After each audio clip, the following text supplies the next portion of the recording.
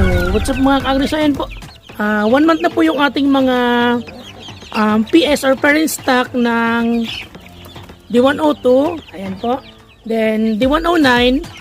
Kaya po, magpupurga tayo. Ang gagamitin po ating pamurga ay Pepe dewormer ng Fermabeta sister company po ng Battlecock. So, meron po itong Libamisol HCl, Piperizine citrate at ivermectin.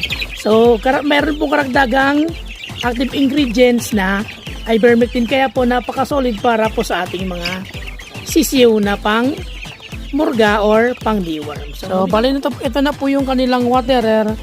So, sa paggamit po nito, ang isang sachet po ihalo natin sa 1 litro ng tubig. Good for 10 heads. So, ayan, haluin na po natin ito dito. So, may 1 litro po yan ng tubig. Then, mas maganda po uhawin natin yung ating mga sisiw para po maubos nila yung ating pamurga, para po hindi masayang at talagang matanggal po yung kanilang mga internal parasites at mga bulate. Ayan. So, ayan po yung kulay ng ating Pepe dewormer. Pinkish or pink ang kulay niya. Ayan, at ibibigay na po natin sa ating mga sisiw. So, monthly ko po itong ginagawa para po matanggal yung mga external parasites at madali po silang lumaki. So, ayan mga ka-agri. So, naibigay na po natin yung ating Pepe dewormer at umiinom na po sila.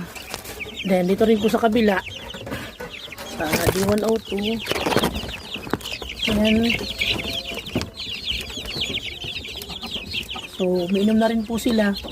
At ulitin ko po yan mamayang hapon para po siguradong matanggal talaga yung mga internal parasites po ng ating mga. At syempre wag po natin kakalimutan mag-heart, mag-follow, mag-share at mag-subscribe. Thank you for watching.